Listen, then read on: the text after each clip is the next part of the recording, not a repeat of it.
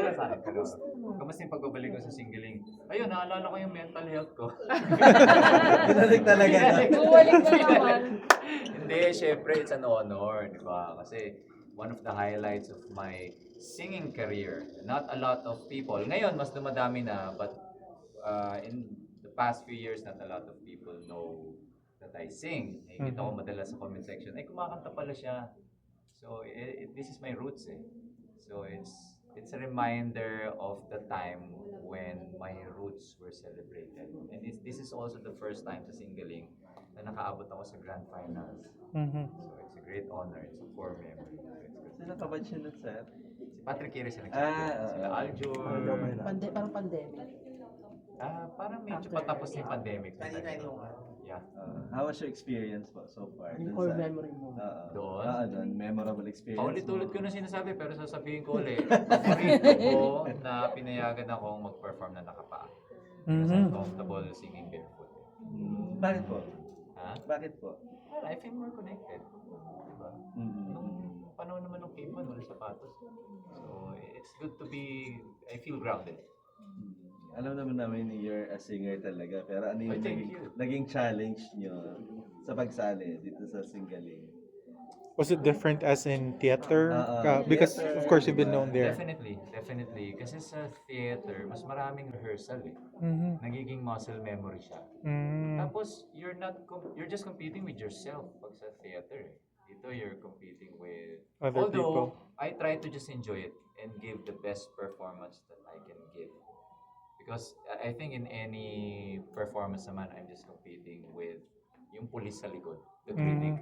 Diba? So once I silence that, I feel free and I just perform for the people and for them. Did you happen to have like your own charity that you supported during that Yeah, time? Dumaguete Animal Sanctuary. I always support foundations na nag-a-adapt, nagre-rescue ng mga hayop. Like Animals. ngayon, yung Potion Project, yung Biyaya Animal Sanctuary. And were you able to help them during that Yes. season? Yes, I'm Okay. grateful I was able to give financial help. That's awesome. I'm sure you've seen the finalists this year.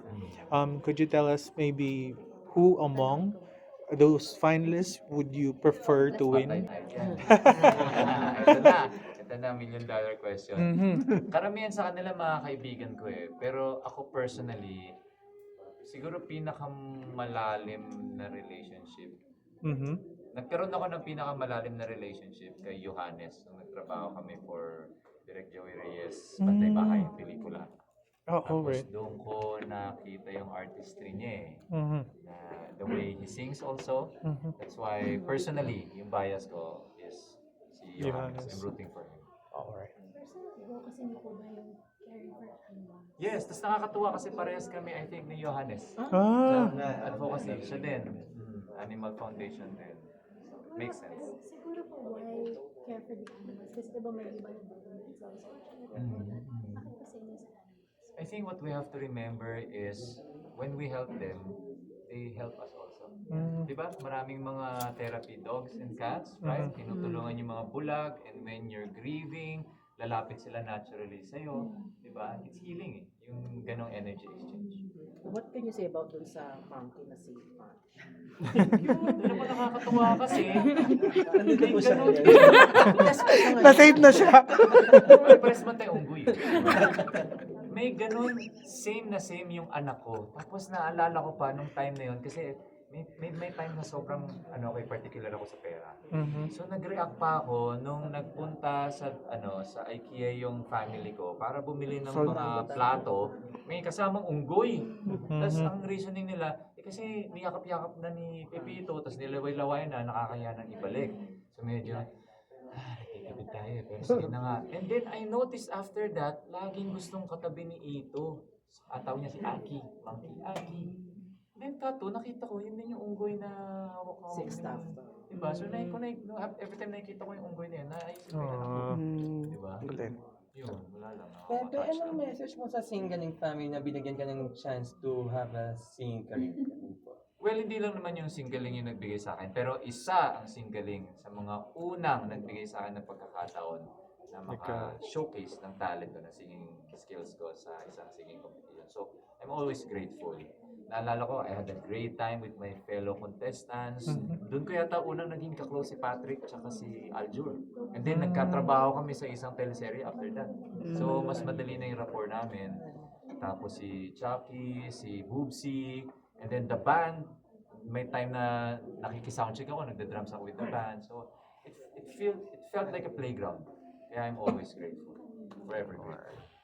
Sabi niya naman, sir, okay lang na tanongin. Kamusta na po kayo Oo ngayon naman. after that? Oo naman. Tanda na nga. Ayun, sakto. Kasi mag-ano ako, magpo-promote din ako. Pwede ba ako mag-promote? Yes, of course. Promote.